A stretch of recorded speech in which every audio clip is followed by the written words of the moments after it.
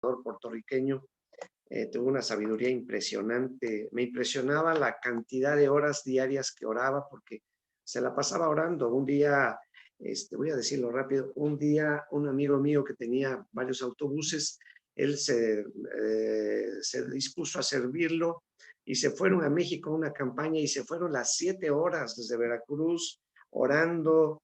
Y bueno, después de la campaña pues, que tuvo, pues orando y bueno, era una cosa impresionante. Pero él decía que no le gustaban los predicadores, que después de haber servido al Señor y después del éxito que les daba Dios, se iban a festejar sus logros. Se iban a cenar, se iban a festejar, se iban a gozar de las grandes victorias que Dios les había dado, eh, sin tomar en cuenta al que les dio el éxito, aquel que es la razón de nuestra vida y de nuestro éxito, ¿no? Entonces, yo quiero compartir con ustedes una escritura que está en Lucas. Y bueno, antes de eso quiero decirles algo. Ustedes, y bueno, todos los que servimos a Dios y aún los que no servimos a Dios, nuestro primer deber debe ser ir al altar de oración para agradecer a Dios su ayuda, su dirección, y que Él continúe la obra que hicimos, que la siembra que hicimos en el caso de los que evangelizamos, pues que Dios añada bendición a eso, ¿verdad? Los que sembramos, los que impartimos, oramos por otras personas, los que para aquellos que invertimos tiempo en engrandecer el nombre de Jesús y su palabra, que Dios prospere eso.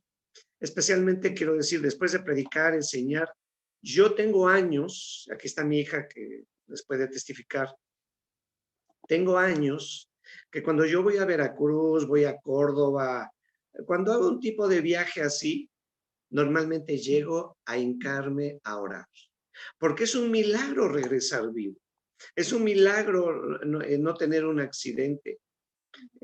Hay muchas situaciones, ¿verdad?, que se presentan en la carretera. La Biblia dice que no podemos enumerar todas las veces que Dios nos ha librado y bendecido, ¿verdad? Entonces yo tengo años que tengo la costumbre que después de predicar, o sea, el miércoles o el domingo, actualmente nada más nos reunimos los domingos, yo normalmente me voy en mi recámara a orar para pedirle a Dios que prospere la palabra, que haga que la palabra dé fruto y que añada bendición. Bendición es lo que se añade a algo que ya está. Bueno, ya sembramos la palabra, entonces que Dios añada, ¿verdad? Y pueda producir el fruto que necesitamos. Pero también eso se debe hacer después de un negocio, después de un tiempo de aprendizaje, de capacitación. Y podemos añadir, cuando a veces hacemos una comida y dijimos, no, hombre, estuvo preciosa la comida. Ay, vieja, gracias por tu sazón. Hay que ir a la fuente. Hay que ir a aquel que nos da esas victorias y que Él se alegra con la alegría nuestra. A Él le encanta, como un buen padre, darle alegría a sus hijos. Y cuando sus hijos logran algún ascenso, pues Él se goza con eso, ¿no? Cuando se gana un partido de fútbol, y puedo decir, y cuando se pierde también un partido de fútbol, ¿verdad? Cuando vamos al doctor y lo que Dios te muestre, ¿no? Y lo que Dios te muestra.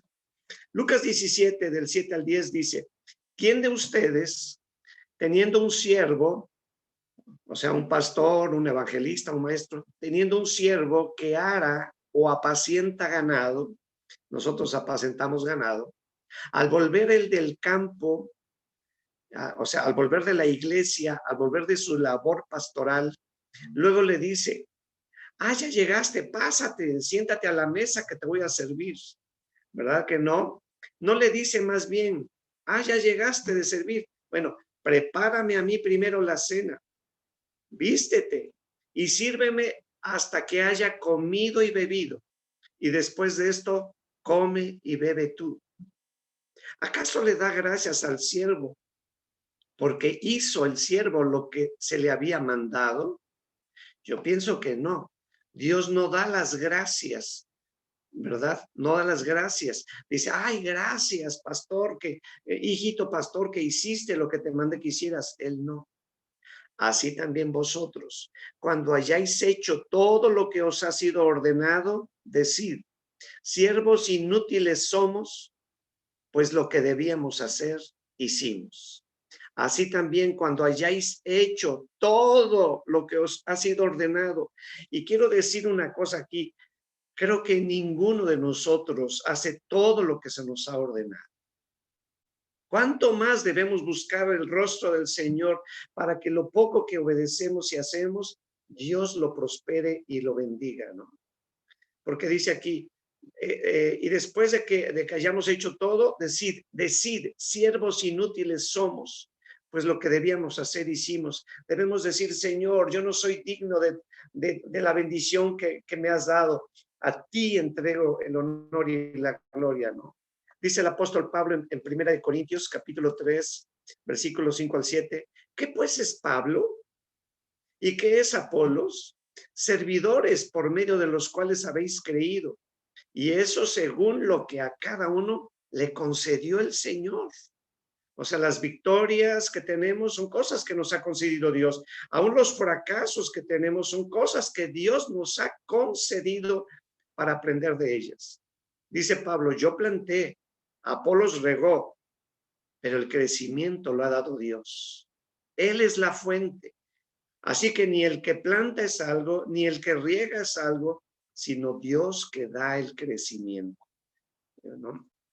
Apocalipsis 4:10 dice, los 24 ancianos se postran delante del que está sentado en el trono y adoran al que vive por los siglos de los siglos y echan sus coronas delante del trono diciendo, Señor, digno eres de recibir la gloria y la honra y el poder, porque tú creaste todas las cosas y por tu voluntad existen y fueron creadas.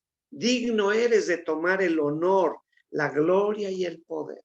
Es algo que debe salir de nuestros labios después de estar delante de la iglesia, ¿verdad? Después de haber servido a los que Dios nos ha puesto a servir. Tenemos que ir al altar de oración, a crucificar toda victoria, ¿verdad? A entregar eso. Y a mí se me ocurre ahorita, ¿a cuánto se nos ha subido el ego por las victorias que creemos que si no fuera por mí, la iglesia no prosperaría, si no fuera por mi enseñanza, mi excelente predicación? Pero Dios de tiempo en tiempo nos va quitando la fuerza y el poder para que podamos, aquellos que no reconocen, para que reconozcan que sí, separados de mí, dijo Jesús, nada podéis hacer. Mateo 14, 23 al 25. Una de las cosas que, porque esto que Jesús pide, porque Él es la palabra, es algo que Él hacía. Era su costumbre, después de enseñar, de hacer milagros, Él se apartaba a orar. Después de la multiplicación de los panes, ¿verdad? Dice Mateo 14, 23, despedida la multitud, subió al monte a orar aparte. Y cuando llegó la noche, estaba allí solo. ¿Qué hacía en la noche? Yo les pregunto, ¿qué hacía en la noche? ¿Qué aprendimos hace 2 días? Buscar al que habita en la oscuridad. Porque la luz brilla en la oscuridad.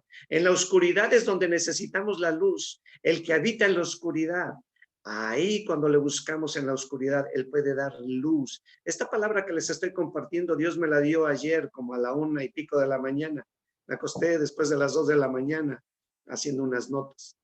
Entonces, dice, despedida la multitud, subió al monte a orar aparte y cuando llegó la noche estaba allí solo. Y ya la barca estaba en medio del mar, azotada por las olas, porque el viento era contrario. Mas a la 4ª vigilia de la noche, Jesús vino a ellos andando sobre el mar. Una de las cosas que yo creo que Dios está haciendo con aquellos que crucifican, que llevan al altar de oración su trabajo, su éxito, su labor diaria, es que Dios añade bendición, añade gloria, ¿verdad? Aumenta el nivel de unción y además hace ir al altar de oración para llevar nuestros éxitos a Dios o nuestros fracasos, hace que no falte la bendición. hace que no falte la bendición, que se mantenga la bendición. Porque en todo caso, le estamos mostrando a Dios que dependemos de Él en todos sentidos, ¿no? Y que reconocemos que Él es la fuente. Lucas 21, 37 y 38 dice, y enseñaba de día en el templo su labor pastoral y de noche saliendo. Saliendo habla de una actividad continua, ¿verdad? Porque está en gerundio. Y saliendo se estaba en el monte que se llama de los Olivos. Después de predicar, se iba a orar. Precisamente lo que digo, después de servir a Dios, antes de él disfrutar el éxito, iba y le daba de comer y beber al Señor, a la fuente. Él se iba al altar de oración.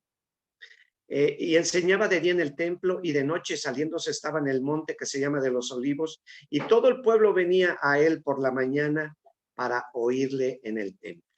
Lucas 6:12 dice, en aquellos días él fue al monte a orar y pasó la noche orando a Dios, buscando al que habita en la oscuridad. Antes de un gran desafío, él buscaba eso, ¿no? Por eso también quiero decirles algo. Debemos llevar los diezmos a Dios primero, al altar, al lugar del sacrificio. Dice Malaquías 3:10, traed todos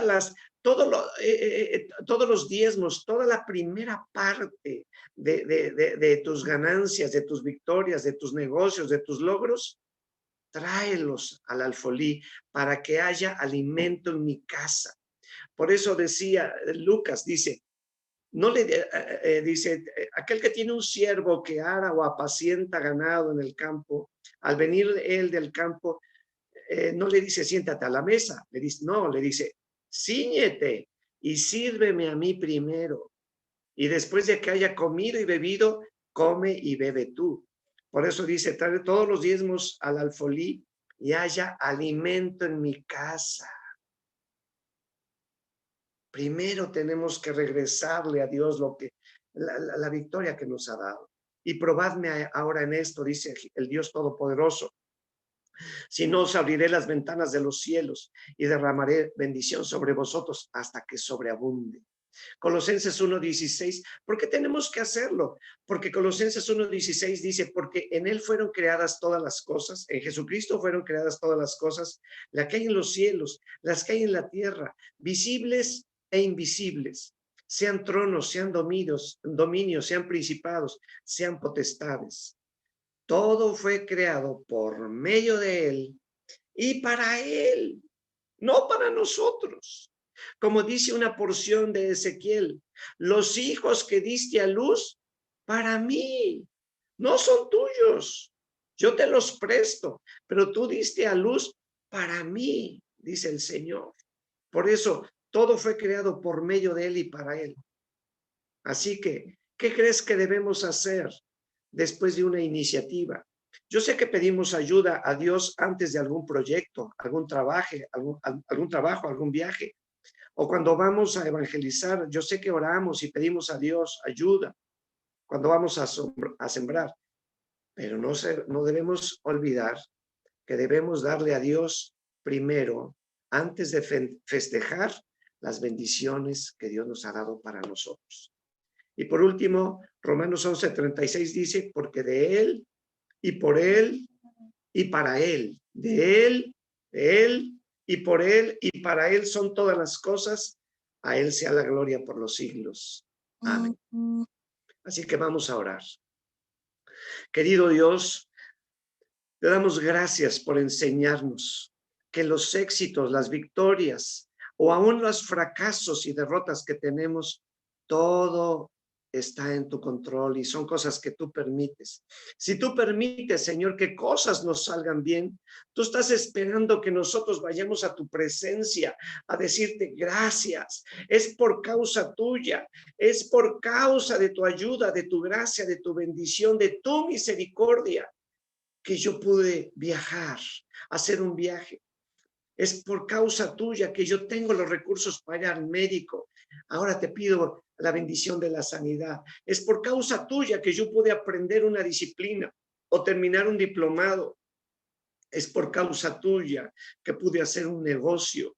Querido Dios, A ti elevamos toda gloria. A ti llevamos el diezmo de alabanza, de oración, de adoración, para darte a ti la gloria y el honor por todos los bienes que recibimos diariamente de ti.